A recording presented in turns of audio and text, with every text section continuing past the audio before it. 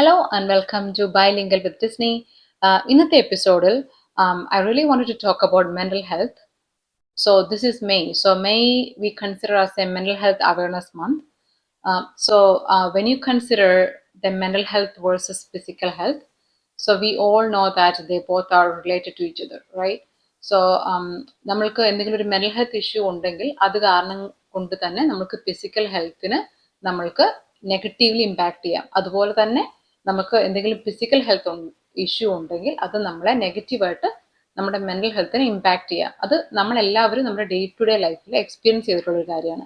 So ഞാൻ ഇന്ന് പറയാൻ പോകുന്ന കാര്യം എന്തുമാത്രമാണ് ആൾക്കാർ ഈ ലോകത്തിൽ മെന്റൽ ഹെൽത്ത് ഇൽനെസ് കാരണം സഫർ ചെയ്യുന്നത്. ആൻഡ് ഒരു മിസ്കൺസെപ്ഷൻ ഉണ്ട്, പണ്ടത്തെ കാലത്തൊന്നും മെന്റൽ ഹെൽത്ത് ഇൽനെസ് ഇത്രയും ഇല്ലായിരുന്നു, അല്ലെങ്കിൽ മെന്റൽ ഹെൽത്ത് ഇഷ്യൂസ് ഇത്രയും അധികം ഇല്ലായിരുന്നു. ഇപ്പോഴത്തെ കാലത്ത് ഒന്നെങ്കിൽ ആൾക്കാർ പറഞ്ഞുണ്ടാക്കുന്നതാണ്, അല്ലെങ്കിൽ ഇപ്പോഴത്തെ കുട്ടികൾക്ക് സ്ട്രെസ് എങ്ങനെ മാനേജ് ചെയ്യണമെന്ന് അറിയത്തില്ല. ഇങ്ങനത്തെ കുറേ മിസ്കൺസെപ്ഷൻസ് ഉണ്ട്. അതുകൊണ്ടാണ് ഈ ഡിപ്രഷൻ, ആങ്സൈറ്റി, ഇങ്ങനത്തെ പല പ്രശ്നങ്ങളും വെറുതെ നമ്മൾ പറഞ്ഞുണ്ടാക്കുന്നതാണെന്നോ അങ്ങനത്തെ ഇഷ്യൂസ് ഒന്നും പണ്ടില്ലായിരുന്നുവെന്നോ ഒരു തെറ്റിദ്ധാരണയുണ്ട്. അത് തെറ്റാണ്. ദാറ്റ് ഈസ് സെയിം ലൈക്ക് പണ്ടത്തെ കാലത്ത് സ്ട്രോക്കും ക്യാൻസറും ഒന്നും ഇല്ലായിരുന്നു എന്ന് പറയുന്നത് പോലെ തന്നെയാണ്. ഞാനൊരു എക്സാമ്പിൾ പറയാം. നിങ്ങൾ ഇച്ചിരി ഒരു പ്രായമുള്ള ആൾക്കാരോട് ചോദിച്ചിട്ടുണ്ടെങ്കിൽ അവർ പറയും അവരുടെ പേരൻസ് എങ്ങനെ മരിച്ചുപോയി എന്ന് ചോദിച്ചെങ്കിൽ അവരൊരിക്കലും പറയത്തില്ല സ്ട്രോക്കോ ക്യാൻസറോ കൊണ്ടാണെന്ന്. ഒന്നെങ്കിൽ അവർ പറയും കുറെ നാൾ കിടപ്പിലായിരുന്നു എന്നിട്ട് മരിച്ചുപോയി, പ്രായമായതുകൊണ്ട് മരിച്ചുപോയി, അല്ലെ? പക്ഷെ ഇപ്പോഴത്തെ കാലത്ത് അങ്ങനെയല്ല. നമ്മളോട് ചോദിച്ചെങ്കിൽ നമ്മൾ അതിന് കറക്റ്റായിട്ട് പറയും ക്യാൻസർ കാരണം മരിച്ചു, അല്ലെങ്കിൽ സ്ട്രോക്ക് വന്നിട്ട് മരിച്ചു, അല്ലെങ്കിൽ ഇന്ന കാരണം കൊണ്ട് മരിച്ചു എന്ന്. അപ്പോൾ പണ്ടത്തെ കാലത്ത് ഈ സ്ട്രോക്കും ക്യാൻസറും ഇല്ല എന്നുള്ളതല്ല അതിൻ്റെ അർത്ഥം, മറിച്ച് അത് അവർ ഡയഗ്നോസ് ചെയ്തിട്ടില്ലായിരുന്നു. Same like mental health illness. Mental health illness പണ്ട് ഡയഗ്നോസ് ചെയ്തത് കുറവായിരുന്നു, അതിനുള്ള സൗകര്യങ്ങൾ കുറവായിരുന്നു. അപ്പോൾ ബാക്ക് ടു ദ സ്റ്റാറ്റിസ്റ്റിക്സ്. അമേരിക്കയിൽ 6 പേരിൽ ഒരാൾ, ഒരു യൂത്തിനെ പറയുമ്പോൾ 6 പേരിൽ ഒരാൾ, 1 in 6 youth suffering from some kind of mental health illness. അതിൽ തന്നെ പകുതി ആൾക്കാർക്ക് ഇതിന് ട്രീറ്റ്മെന്റിനുള്ള ഒരു ഓപ്പർച്യൂണിറ്റീസ് ഉള്ളൂ. അതുപോലെ തന്നെ ഇൻ 2023 അവരൊരു സ്റ്റാറ്റിസ്റ്റിക്സ് എടുത്തപ്പോൾ, ഒരു സർവേ എടുത്തപ്പോൾ 20% of high school student seriously thought about suiciding. അത് ഹൈസ്കൂൾ സ്റ്റുഡൻസിന്റെ ഒരു സർവേ എടുത്തപ്പോൾ. അപ്പോൾ what I'm trying to say, this is not ഇങ്ങനെ എന്താ പറയുന്നത്, ഇതൊരു it need to be like a subject to discussion. This is a very important topic. So I really thought like കുട്ടികളിൽ ഇതിൻ്റെ അവയർനെസ് ഉണ്ടാകണം. അങ്ങനെ നമ്മൾ നമ്മുടെ കുട്ടികളെ ഇമോഷണലി അവെയർ ആയിട്ടുള്ള, ഇമോഷണലി ഇൻ്റലിജൻ്റ് ആയിട്ടുള്ള കുട്ടികളെ നമ്മൾ വളർത്തിയെടുക്കണം. നമ്മൾ എന്തുമാത്രം നമ്മളത് ഒരുപാട് നമ്മൾ പത്രത്തിലൊക്കെ വായിക്കുമ്പോൾ നമ്മൾ കാണത്തില്ലേ, കണ്ടോ എത്ര കാശുണ്ടായിട്ട് എന്താ കാര്യം, അല്ലെങ്കിൽ എത്ര എഡ്യൂക്കേഷൻ ഉണ്ടായിട്ട് എന്താ കാര്യം, അവരൊക്കെ സൂയിസൈഡ് ചെയ്തില്ലേ, അല്ലെങ്കിൽ അവർക്കൊക്കെ അവരുടെ സ്ട്രെസ് മാനേജ് ചെയ്യാൻ പറ്റാതെ പോയില്ലേ. സോ അപ്പോഴാണ് ഈ ഇമോഷണൽ ഇൻ്റലിജൻസ്, അല്ലെങ്കിൽ നമ്മുടെ കുട്ടികളെ എന്തുമാത്രം ഇമ്പോർട്ടൻ്റ് ആണ് നമ്മുടെ അക്കാഡമിക് അല്ലെങ്കിൽ നമ്മുടെ അങ്ങനത്തെ വിഷയങ്ങൾ. നമ്മൾ ഈ എക്സ്ട്രാ കരിക്കുലർ ആക്ടിവിറ്റീസിൻ്റെ പുറകെ ഒത്തിരി നടക്കാറുണ്ട്, അല്ലെങ്കിൽ കുട്ടികൾ നന്നായി പഠിക്കണം എന്ന് ആഗ്രഹിക്കാറുണ്ട്. അതിനോടൊപ്പം തന്നെ ഇമ്പോർട്ടൻ്റ് ആണ്, അല്ലെങ്കിൽ ഞാൻ പറയും ഈ ഇമോഷണൽ ഇൻ്റലിജൻസ് ഇല്ലെങ്കിൽ നമുക്ക് വേറെ എന്തുണ്ടായിട്ടും വലിയ കാര്യമൊന്നുമില്ല, അല്ലേ? At the end of the day, if you wanted to have a peaceful life, you need to be like emotionally intelligent. So അത് നമ്മൾ കുട്ടികളിൽ വളരെ ചെറുപ്പത്തിൽ തന്നെ നമ്മൾ പഠിപ്പിക്കേണ്ട ഒരു കാര്യമാണ്. അപ്പം എൻ്റെ ജോലിയുടെ ഭാഗമായിട്ട് ഞങ്ങൾക്കൊരു സ്റ്റാഫ് സപ്പോർട്ട് പേഴ്സൺ വന്ന് സംസാരിക്കുകയുണ്ടായി. അപ്പോൾ അദ്ദേഹം പറഞ്ഞൊരു കാര്യമാണിത്. നമ്മളിപ്പം ജനറലി നമ്മൾ ആൾക്കാരോട് ചോദിക്കുകയാണ്, so like how is your life going, like if you mean it, like you generally asking like you want to tell us about yourself, then people say I'm depressed, അല്ലെങ്കിൽ I'm angry, I'm sad, I'm frustrated. ഇതിനപ്പുറത്തേക്ക് നമുക്ക് തന്നെ നമ്മുടെ ഇമോഷൻസിനെ express ചെയ്യാൻ അറിഞ്ഞുകൂടാ. അപ്പോൾ ഞാൻ ഇതിൻ്റെ കൂടെ ഒരു ഡയഗ്രാം വെക്കുന്നുണ്ട്. അതാണ് നമ്മൾക്ക് ഭയങ്കര ഹെൽപ്ഫുൾ ആണ് ആ ഡയഗ്രാം. ആ ഡയഗ്രത്തിനകത്ത് പല ടൈപ്പ് നമ്മൾ ടേബിൾ ആയിട്ടുണ്ട്, അല്ലെങ്കിൽ ഒരു ഡയഗ്രാം ആയിട്ടുണ്ട്. അതിൽ കാണിക്കുന്നുണ്ട് നമുക്ക് എങ്ങനെ നമ്മളുടെ ഇമോഷൻസിനെ നമ്മൾക്ക് തന്നെ ഡിസ്ക്രൈബ് ചെയ്യാൻ പറ്റും. Okay, so first of all that is very important. So we all know about problem solving, right? So നമ്മുടെ പ്രോബ്ലം എന്താണെന്ന് അറിഞ്ഞാൽ മാത്രമേ നമുക്ക് സോൾവ് ചെയ്യാൻ പറ്റത്തുള്ളൂ. അപ്പൊ നമുക്ക് കൂടുതൽ നമ്മുടെ ഇമോഷൻസിനെ കുറിച്ച് നമ്മൾ തന്നെ അവെയർ ആയിരിക്കും. So sometimes it's so interesting. So like self awareness അല്ലെങ്കിൽ നമ്മുടെ ഇമോഷൻസിനെ അറിഞ്ഞിരിക്കുന്നത് എന്തുമാത്രം നല്ലതാണെന്നുള്ളൊരു എക്സാമ്പിൾ ഞാൻ പറയാം. ഇപ്പൊ ഇപ്പൊ ഞാൻ ഇങ്ങനെ വിചാരിക്കുവാണ്, സോ ഐ ഫീൽ സാഡ് എന്ന് വിചാരിക്കുവാണ്. പക്ഷെ നമ്മൾ break it down. So are you really sad, or are you disappointed, or are you just bored? So അപ്പോഴാണ് ഈ ബ്രേക്കിംഗ് ഡൗൺ അല്ലെങ്കിൽ നമ്മളുടെ ശരിക്കായിട്ടുള്ള ഇമോഷൻസ് മനസ്സിലാക്കുന്നതിന്റെ ഇമ്പോർട്ടൻസ് അവിടെയാണ്. ഇപ്പൊ നമ്മൾക്ക് സാഡാണെന്ന് തോന്നുന്ന എല്ലാ സമയത്തും നമ്മൾ സാഡ് ആയിക്കൊള്ളണം നിർബന്ധമില്ല. നമ്മൾ മേ ബി സിംപ്ലി ബോർഡ് ആയിരിക്കും, അല്ലെങ്കിൽ simply disappointed with one situation, like that particular situation, അല്ലെങ്കിൽ ഒരു പർട്ടിക്കുലർ പേഴ്സൺ, അല്ലെങ്കിൽ ആ ഒരു സറൗണ്ടിങ്, എന്തെങ്കിലും ഒരു കാര്യമായിട്ട് നമ്മൾ ഡിസപ്പോയിന്റഡ് ആയിരിക്കും, അല്ലെ? അപ്പോൾ ആ ഒരു സിറ്റുവേഷൻ നമ്മൾ ശരിക്കും സാഡ് അല്ല, ഡിപ്രസ്ഡ് അല്ല, ആ ഡിസപ്പോയിന്റഡ് ആണ് നമ്മുടെ ശരിക്കുള്ള ഇമോഷൻ എന്ന് മനസ്സിലാക്കി കഴിയുമ്പോൾ നമുക്ക് ഭയങ്കര ഈസിയാണ് നമുക്ക് ആ പ്രശ്നം സോൾവ് ചെയ്യാൻ. അതുപോലെ തന്നെ ഇപ്പം ഇഫ് യു നിങ്ങളുടെ കുട്ടി നിങ്ങളുടെ അടുത്ത് വന്ന് പറയുവാണ്, ലൈക്ക് സോ ലൈക്ക് നിങ്ങൾക്ക് നിങ്ങളുടെ കുട്ടിക്ക് അല്ലെങ്കിൽ ഈ എക്സാമ്പിൾ പറഞ്ഞു കൊടുക്കാം, like when I am surrounded with these people, like I feel I'm having a negative feeling, right? So നിങ്ങൾക്ക് എപ്പോഴെങ്കിലും കണ്ടിന്യൂസ് ആയിട്ട് ഒരു ഗ്രൂപ്പ് ഓഫ് പീപ്പിളിന്റെ അടുത്തിരിക്കുമ്പോൾ നെഗറ്റീവായിട്ട് എനർജി തരുവാണെങ്കിൽ നിങ്ങൾക്ക് അത് തന്നെ ബ്രേക്ക് ഡൗൺ ചെയ്ത് നോക്കാം. ഓക്കെ, എപ്പോഴാണ് I feel this way? only when I'm surrounded by these people. So then that means like you need to change the like people who are around you. അപ്പൊ അല്ലാതെ നമ്മൾ you are not sad, like you are surrounded with some people who always talk negatively. അപ്പൊ അത് നമ്മൾക്ക് മനസ്സിലായി കഴിയുമ്പോൾ, so that is when I say like it is very important to know your emotions. It is very important to understand your emotions. So it's technically നമ്മൾ പറയുന്ന അനുസരിച്ച് ഇവർ പറയുന്നത് നമ്മൾക്ക് ബേസിക് ആയിട്ടുള്ള 6 ബേസിക് ഇമോഷൻസ് ആണുള്ളത്. അതിനകത്ത് അവർ പറയുന്നത് fear, anchor, disgust, sad, happy, surprise. ബാക്കി ഇമോഷൻസ് ഒക്കെ അതിന്റെ അണ്ടറിൽ വരുന്ന ഇമോഷൻസ് ആണ്. ഞാൻ നേരത്തെ പറഞ്ഞ പോലെ തന്നെ ചിലപ്പോൾ നമ്മൾ ഈ സാഡിനകത്ത് വരുന്നതാണ് യു ഫീൽ ലോൺലി, അല്ലെങ്കിൽ യു ഫീൽ ലൈക്ക് ഐസൊലേറ്റഡ്, അല്ലെങ്കിൽ ഇൻഫീരിയർ, എം ഡി, പവർലെസ്, അങ്ങനെ ഒരു, അല്ലെങ്കിൽ ഗിൽറ്റി. ലൈക്ക് ശരിക്കും നമ്മളുടെ ആ ഒരു so there are times I can tell you, there is more examples I can tell you, like so like if you're in a particular situation, so I wanted to say something, but I was not able to say it. So then like on the way, like I'm driving back to home, if that happened at work, like so there is something happened, I really wanted to respond in a certain way, but I was not able to do it. So then when I'm driving back, I feel like, oh, I'm feeling sad. Then I'm like, no, no, no, no. You need to like break it down. Are you really feeling sad? No. I'm feeling guilty, or I'm feeling disappointed that I was not able to respond the way I wanted to. So അപ്പോൾ നമുക്കത് എനിക്കത് break it down ചെയ്യാൻ പറ്റുവാണ്. So at the end of the day, like I'm not sad. So then the intensity is like goes down, right? So when the moment you are telling your brain like you are sad, that's a different thing, right? So it's better than like you are saying, okay, I'm disappointed, I'm feeling guilty that I didn't say that time. I could have said that. Like അത് എന്നെ ഒത്തിരി help ചെയ്തിട്ടുണ്ട്. So that's what I mean, like it's very important. So I can able to put that diagram. So that is going to be very helpful. And the same way, you can also how to help each other. So if you can able to observe your people, like the people who are important to you, you can see that there is you can separate your like mental health like a green, yellow, orange, red zone. This is same like as I said, like in the ഞങ്ങളുടെ സ്റ്റാഫിന് ഒരു class ഉണ്ടായിരുന്നു mental health അവയർനെസ്സിനെ കുറിച്ച്. അപ്പോൾ ഞങ്ങളുടെ ഒരു support person പറഞ്ഞു തന്നാണ്. I feel like it very informative and we can able to help each other. So I really wanted to like lift each other up on this like mental health awareness month, so we can actually see that, okay, so this person I've been watching, like feeling like you see some changes in their behavior, and you can actually ask, and you can say like I observed, that you having this behavior lately. Anything else is going on with your life, if you're interested, I'm here to listen, I'm here to support you.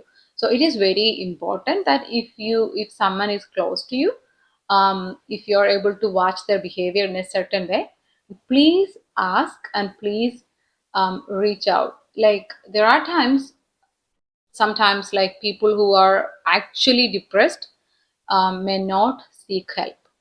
So it is a very like ഭയങ്കരമായിട്ട് നമ്മൾ വിചാരിക്കുന്നതിലും അധികം ബുദ്ധിമുട്ടായിട്ടുള്ള ഒരു കാര്യമാണ് മറ്റുള്ള ആൾക്കാരോട് help ചോദിക്കുക എന്നുള്ളത്. നമുക്ക് ആർക്കും തന്നെ വേറെ ആളുടെ ഹെൽപ്പ് ചോദിക്കാൻ താല്പര്യമില്ല, ഒത്തിരി പേർക്കും അല്ലെ. ഇപ്പൊ എനിക്കൊക്കെ ആണെങ്കിൽ നമുക്കൊരു ഒത്തിരി പേരോട് ഹെൽപ്പ് ചോദിക്കാൻ ബുദ്ധിമുട്ടായിരിക്കും ഇങ്ങനത്തെ എസ്പെഷ്യലി കാര്യങ്ങൾ. അവർ നമ്മളെ എങ്ങനെ ജഡ്ജ് ചെയ്യും എന്നുള്ള കാര്യങ്ങളിൽ. അപ്പം നമ്മൾക്ക് അങ്ങനെ ഒരു കാര്യം നമ്മുടെ പ്രിയപ്പെട്ടവരിൽ വാച്ച് ചെയ്തിട്ടുണ്ടെങ്കിൽ നമുക്കത് അവരോട് ചോദിക്കാൻ പറ്റും. നിങ്ങൾക്ക് എന്നോടത് പറയുന്നതിൽ ബുദ്ധിമുട്ടുണ്ടോ? I'm like watching you lately, you feel like lil bit down, is there anything I can do for U?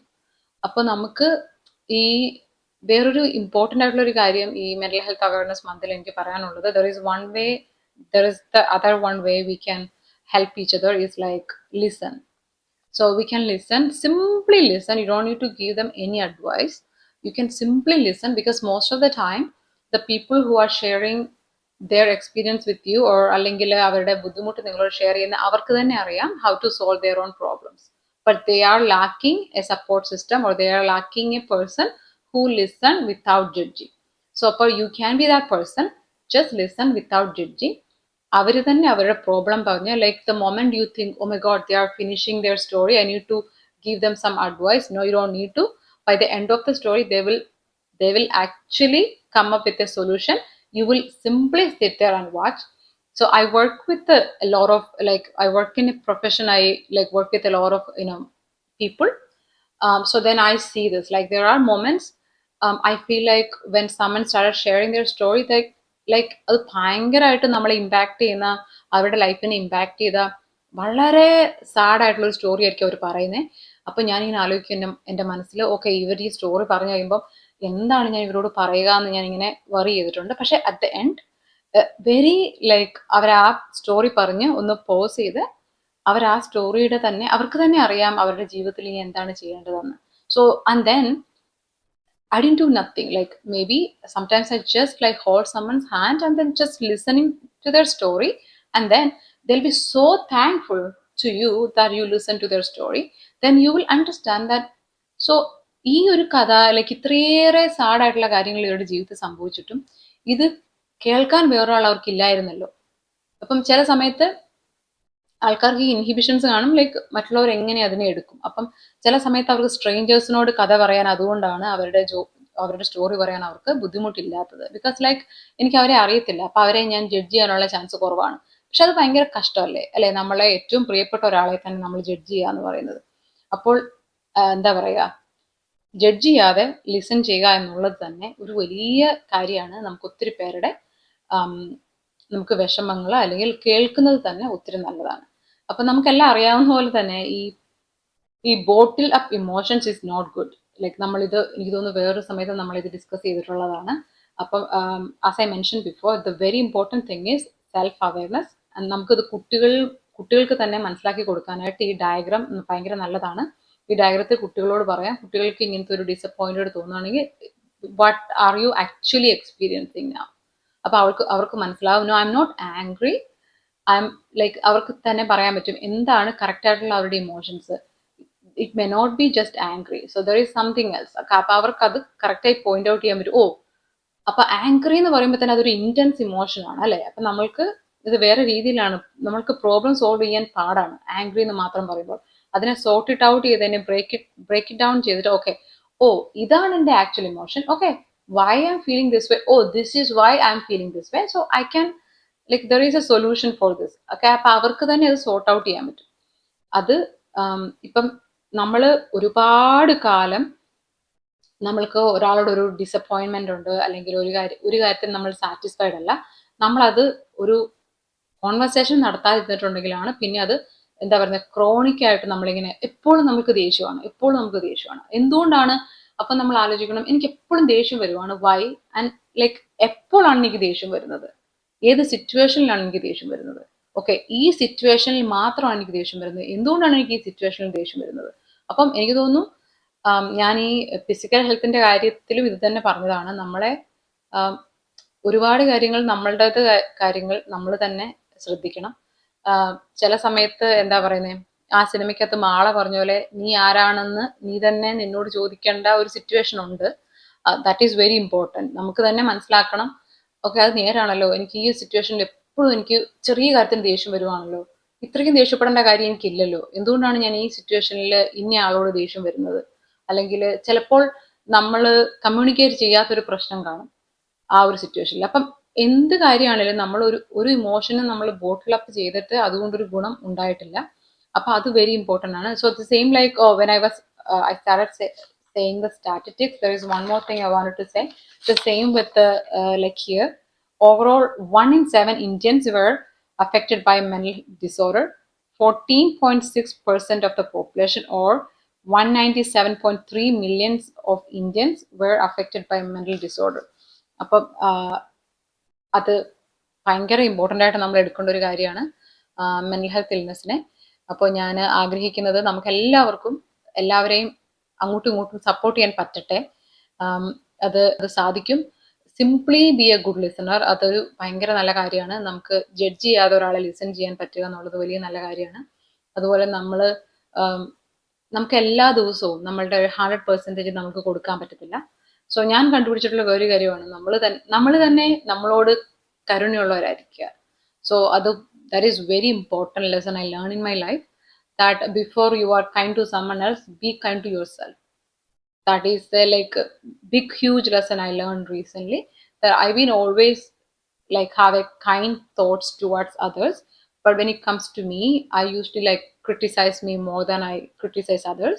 But then I recently realized like why I cannot be kind to myself, why I cannot be forgive myself. Like sometimes I feel like okay, ഞാൻ ഇങ്ങനെ എൻ്റെ ജീവിതത്തിൽ decisions എടുത്തിരുന്നെങ്കിൽ, ഞാൻ ഇങ്ങനെ ചിന്തിച്ചിരുന്നെങ്കിൽ, ഞാൻ എന്തുകൊണ്ടാണ് ഈ decision എടുത്തത്.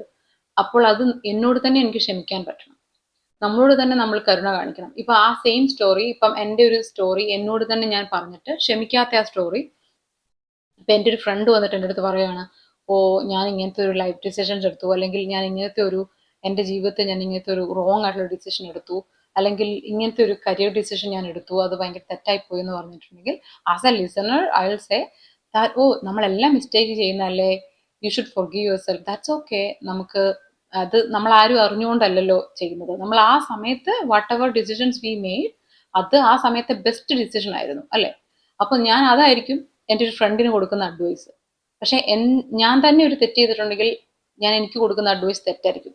എന്നാലും നിനക്ക് നന്നായി ചെയ്യാമായിരുന്നു, എന്തുകൊണ്ട് നീ അങ്ങനെ ചെയ്തില്ല, നീ എന്തുകൊണ്ട് ആ രീതിയിൽ ചിന്തിച്ചില്ല എന്ന് ഞാൻ എന്നെ തന്നെ സെൽഫ് ക്രിട്ടിക് ആകാറുണ്ട്. പക്ഷെ മറ്റുള്ളവരുടെ കാര്യത്തിൽ ഞാൻ കുറച്ചും കൂടെ കരുണയോടുകൂടിയായിരിക്കും ചിന്തിക്കുന്നത്. അപ്പോൾ ഞാനത് റീസെന്റ് ലേൺ ചെയ്തു ആ lesson, that like I should be like more compassionate and more kind to myself, which is actually helping me. And also, as I said, there is one more misconception I really wanted to share. It's very common. Like people think that people who going to therapy, they are going through a bad situation, or they are going through something else going on in their like life, which is not true. I see some of the happiest people, they go to therapy. They say they are happy, but they want to be happier. So for example, like there are certain kind of behavior you shows, you do not know why you showing that way, right? Like I sometimes feel that way. Like എനിക്ക് ചിലപ്പോൾ തോന്നാറുണ്ട്, ഞാൻ എന്തിനാണ് ഈ രീതിയിൽ behave ചെയ്യുന്നതെന്ന്. പക്ഷെ നമ്മൾ തെറാപ്പിയുടെ അടുത്ത് പോകുമ്പോൾ there should be A reason behind it. അപ്പൊ നമുക്കത് മനസ്സിലാക്കുമ്പോൾ, so if that is A annoying behaviour, you can change it. So that will help you with the relationship and everything. And you will be like, if you're already happy, you can be happier by going to a therapy, അല്ലെങ്കിൽ നമുക്കൊരു seeking help, അത് നമ്മളെ കൂടുതൽ സന്തോഷവാന്മാരാക്കും. അപ്പൊ അത് എപ്പോഴും പറയാറുണ്ട്, തെറാപ്പിക്ക് പോകുന്ന ആൾക്കാർ അല്ലെങ്കിൽ എന്തെങ്കിലും ഒരു ഹെൽപ്പ് സീക്ക് ചെയ്യുന്ന ആൾക്കാർക്ക് ജീവിതത്തിൽ ഒരുപാട് പ്രശ്നങ്ങൾ ഉള്ളവരായിക്കൊള്ളണം നിർബന്ധമില്ല. അവർക്ക് ഒരു കൂടുതൽ ബെറ്റർ ആയിട്ടുള്ള, അല്ലെങ്കിൽ ഹാപ്പിയിൽ നിന്നും ഹാപ്പിയർ ആയിട്ടുള്ള ഒരു ലൈഫ് എക്സ്പെക്ട് ചെയ്യുന്നതുകൊണ്ടായിരിക്കും അവർ പോകുന്നത്. അപ്പം ഈ തെറാപ്പിക്ക് പോകുന്ന ആൾക്കാരെ ഈ ജഡ്ജ് ചെയ്യുന്ന നമ്മളെക്കാട്ടിലും ഹാപ്പി ആയിട്ടുള്ള ആൾക്കാരാണ് ഈ തെറാപ്പിക്ക് പോകുന്ന ആൾക്കാർ. അപ്പൊ അതുകൊണ്ട് നമ്മൾ അവരെ ജഡ്ജ് ചെയ്യേണ്ട ആവശ്യമില്ല. ഈ തെറാപ്പിക്ക് പോകുന്ന ആൾക്കാരെ ഈ എന്താ പറയുക, നമ്മൾ ഇതിന് ജഡ്ജ് ചെയ്യും. പക്ഷെ നമ്മളുടെ ഉള്ളിൽ നമ്മൾ ചെയ്യുന്ന സ്ട്രഗിള്, നമ്മളുടെ അൺഹാപ്പിനെസ്, നമുക്ക് സന്തോഷമില്ലായ്മ അല്ലെങ്കിൽ സമാധാനമില്ലായ്മ നമ്മൾക്ക് മാത്രമേ അറിയത്തുള്ളൂ, അല്ലെ? പക്ഷെ ഈ തെറാപ്പിയുടെ അടുത്ത് പോകുന്ന ആൾക്കാർ അവർ they doing a good job, they doing a like, അതൊരു വലിയ കാര്യമാണ്. അവര് തെറാപ്പിയുടെ അടുത്ത് പോകുന്നത് that is a big huge deal. So നമുക്ക് എനിക്ക് തന്നെ തോന്നുവാണ് യെസ് ഐ നീഡ് ഹെൽപ്പ് എന്ന് എനിക്ക് തന്നെ തോന്നുന്നത് വളരെ നല്ല കാര്യമാണ്.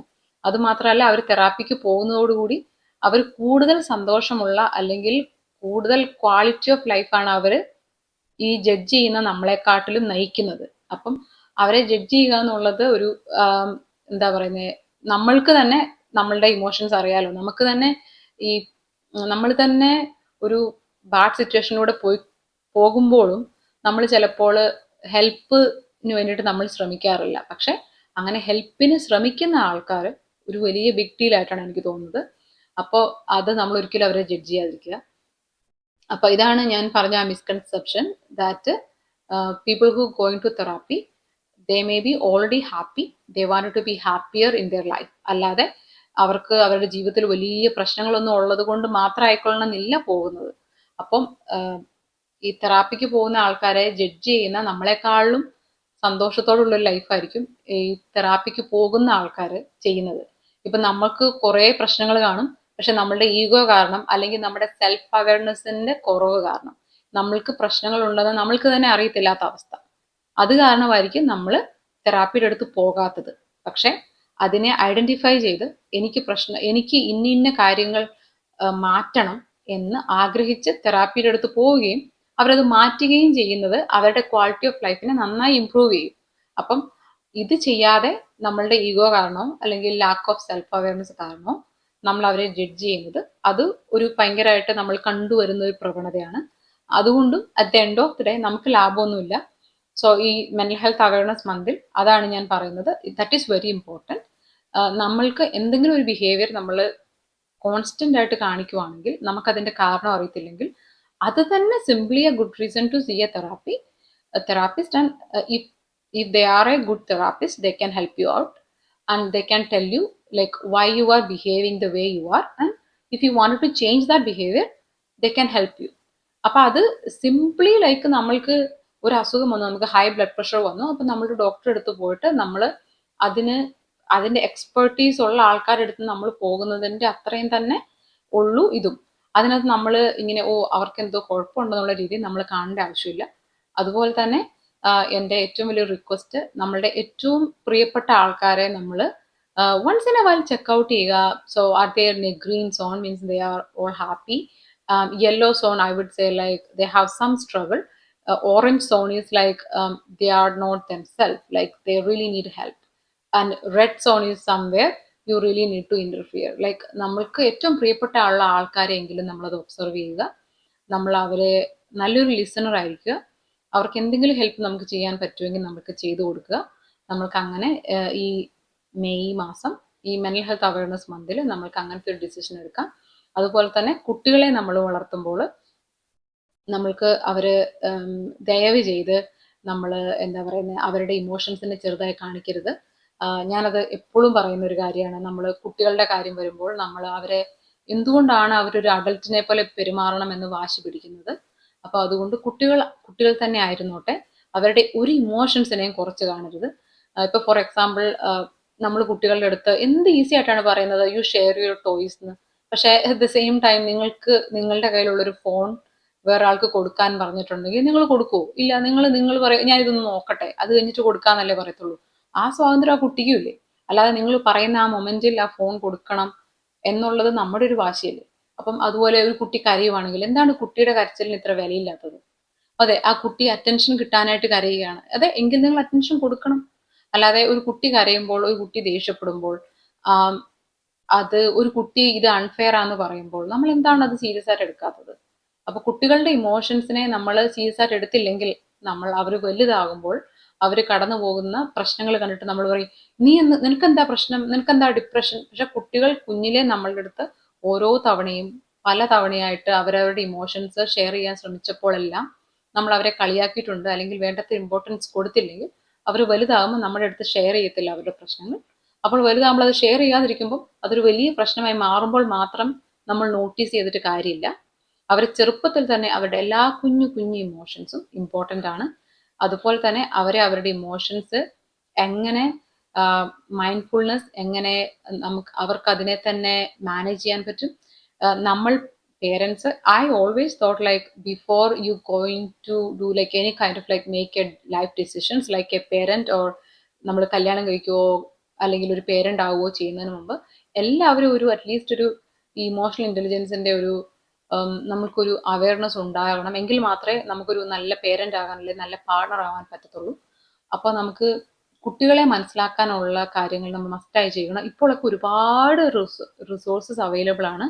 അപ്പോൾ ദയവ് ചെയ്ത് കുട്ടികളെ മനസ്സിലാക്കുക. അല്ലെ നമ്മളുടെ ഓൾഡ് ഫാഷൻ പേരന്റിങ് വേയിൽ അവർ നമ്മളുടെ അടുത്ത് വന്ന് സങ്കടമാണെന്ന് പറയുമ്പോൾ നമ്മൾ അങ്ങോട്ട് നിനക്ക് സങ്കടമില്ല, നിനക്ക് എന്താ സങ്കടപ്പെടാനുള്ളത്, അല്ലെങ്കിൽ നമ്മൾ അവരുടെ ഒരു ഇമോഷൻസിനെ കുറച്ച് കാണരുത്. അവർക്ക് ഇമോഷൻസിനെ കുറിച്ച് പറഞ്ഞു കൊടുക്കുക, എങ്ങനെയാണ് ഇമോഷൻസ് ഹാൻഡിൽ ചെയ്യേണ്ടതെന്ന് പറഞ്ഞു കൊടുക്കുക. അതുപോലെ തന്നെ നമ്മൾക്ക് സങ്കടം വരുന്ന ഒരു മോശം കാര്യമല്ല, ദേഷ്യം വരുന്ന ഒരു മോശം കാര്യമല്ല, അതെല്ലാം ഓരോ ഇമോഷൻസ് ആണ്. അതിനെ ഏറ്റവും സേഫ് ആയിട്ട് എങ്ങനെ ഹാൻഡിൽ ചെയ്യാം എന്ന് പഠിപ്പിക്കേണ്ടത് ആസ് എ പേരന്റ് നമ്മളുടെ കടമയാണ്. If you want, I always say this, like if you want A calm kid, be a calm parent. In order to be a calm parent, you need to know your emotions, you need to know how to regulate your emotions. So watching that, your kid will understand, okay, this is how I should behave when I am angry. Okay, C like എൻ്റെ അപ്പൻ അല്ലെങ്കിൽ അമ്മ അവർക്ക് ദേഷ്യം വരുമ്പോൾ അവരെങ്ങനെ behave ചെയ്യുന്നത് ഇങ്ങനെ. അപ്പം ഇങ്ങനെയാണ് എനിക്ക് ദേഷ്യം വരുമ്പോൾ ബിഹേവ് ചെയ്യേണ്ടത്. അങ്ങനെ അവർക്ക് ചെയ്യാൻ പറ്റണം. അല്ലെങ്കിൽ ഇപ്പം എന്താ പറയുന്നത്, നമ്മൾ എപ്പോഴും പറയാറുണ്ട്, ഞാൻ 100 തവണ എൻ്റെ കുട്ടിയുടെ അടുത്ത് ഒരു കാര്യം പറഞ്ഞു എന്നിട്ട് എല്ല് ചെയ്താൽ മാത്രമേ അവരത് ചെയ്യത്തുള്ളൂ എന്ന്. എല്ല് ചെയ്താൽ അവർ ചെയ്യുന്നത് അവർക്ക് ആ കാര്യം അവർ ഔട്ട് ഓഫ് ഫിയർ ആണ് ചെയ്യുന്നത്, അല്ലെ? അപ്പം ഔട്ട് ഓഫ് ഫിയർ അവരൊരു കാര്യം ചെയ്യുന്നതിൽ വലിയ കാര്യമുണ്ടെന്ന് എനിക്ക് തോന്നുന്നില്ല. അപ്പൊ as A parent one thing, like എനിക്ക് ഒരിക്കലും നമ്മുടെ കുട്ടി നമ്മളെ പേടിക്കരുത് എന്ന് വിശ്വസിക്കുന്ന ആളാണ് ഞാൻ, അത് എന്ത് കാര്യത്തിലായാലും. അപ്പം അത് again I don't think that is A എന്താ പറയുന്നത്, നമ്മളൊരു നല്ല മോഡൽ ബിഹേവിയർ അല്ല. നമുക്കങ്ങനെ നല്ലൊരു മോഡൽ ആവാൻ പറ്റാത്തത് നമ്മളുടെ തന്നെ ഇമോഷൻസ് നമുക്ക് മാനേജ് ചെയ്യാൻ പറ്റാത്തതുകൊണ്ടാണ്. അപ്പോൾ എനിക്ക് തോന്നുന്നു നമ്മുടെ തന്നെ ഇമോഷൻസ് റെഗുലേറ്റ് ചെയ്യാൻ പഠിക്കണം. എന്നാൽ മാത്രമേ നമുക്ക് നമ്മുടെ കുട്ടികളുടെ ഇമോഷൻസിനെ നമുക്ക് അവരെ ഹെൽപ്പ് ചെയ്യാൻ പറ്റത്തുള്ളൂ. സോ അപ്പം നമ്മൾ ഒരു കാം പേരന്റ് ആയിരിക്കണമെങ്കിൽ നമ്മൾ തന്നെ നമ്മുടെ ഇമോഷൻസിനെ മനസ്സിലാക്കിയിരിക്കുക. So that is very very important. And so thank you very much for listening Bilingual with Disney. I'm signing off until we see next time. Thank you.